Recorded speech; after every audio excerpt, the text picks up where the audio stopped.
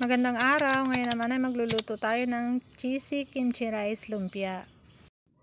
At base nga po sa nakikita nyo, ito po yung ating mga gagamitin sa pagluluto. So tara, luto na tayo.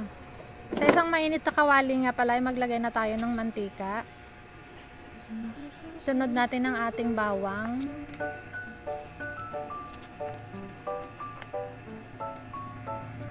Ayan, haluin lang po, igisa lang po natin ng hanggang sa mag golden brown siya at lumabas yung lasa niya.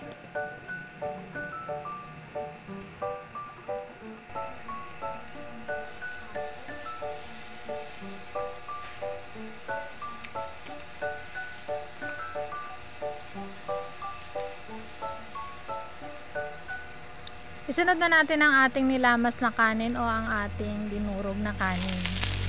Ang gagawin po natin dito ay magsasangag muna tayo.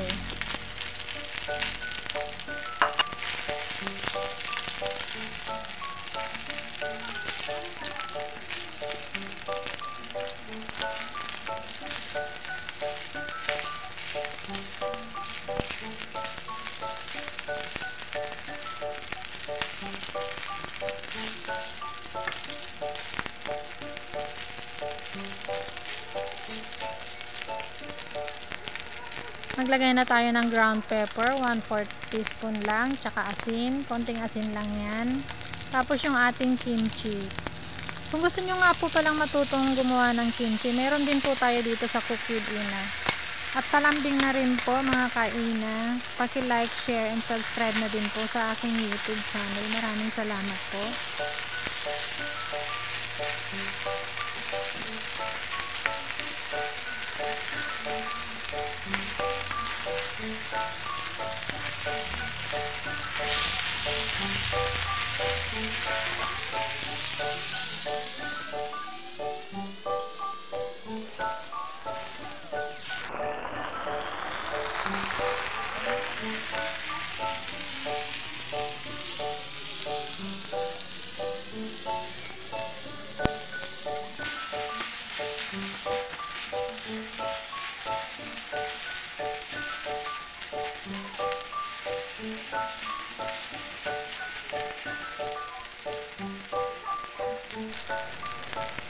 Ilagay na rin natin ang oyster sauce, isang pack po yan na maliit, yung nabibili sa tindahan. Haluin ulit. At kapag okay na, well blended na at pantay na yung ang rice natin, pwede na po natin siyang balutin. Yan po yung magiging itsura niya.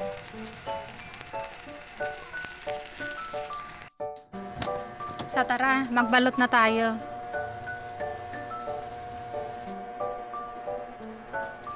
Sa bandang kaliwa ng ating video ay pinakita diyan kung paano hinaluan ng seaweeds yung ating kanin.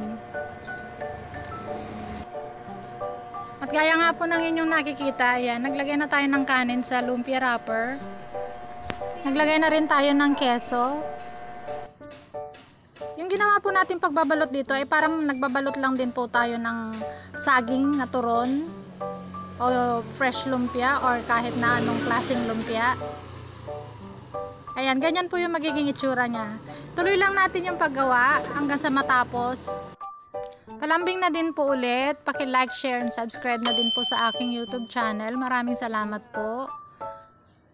At ayan, ituloy lang po natin yung pagbabalot hanggang sa matapos.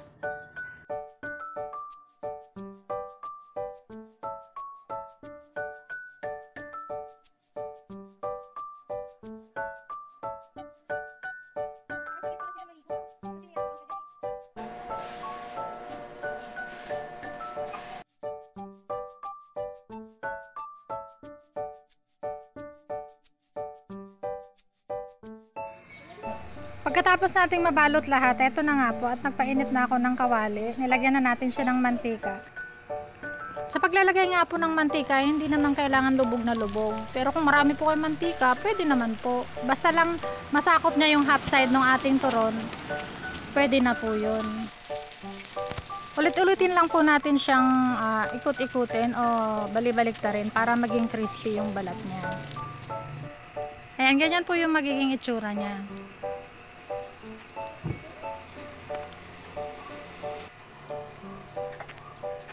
So, hanguin na natin. Sunod na rin po natin yung iba pa. Hanggang sa matapos. Ganon din ang procedure niya.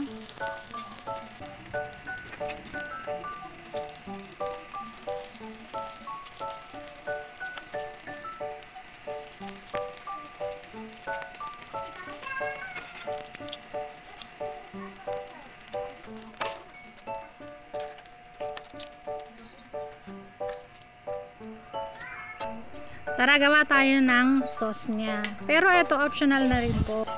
Tanggalan natin ng mantika yung ating pinagprituhang kawali. Maglagay tayo ng isang kutsaritang harina at kahit na anong klaseng gatas na malabnaw.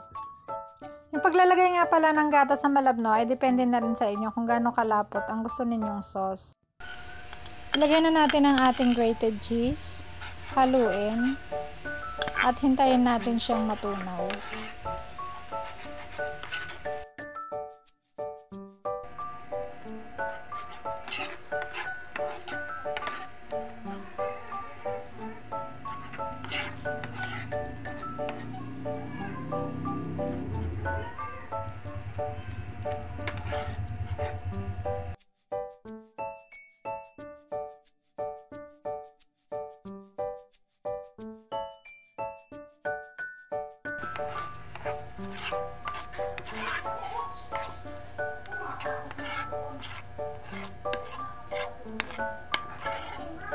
Ganito ang magiging itsura ng ating sauce. At yan, luto na. Maraming salamat po sa panonood. Bye-bye!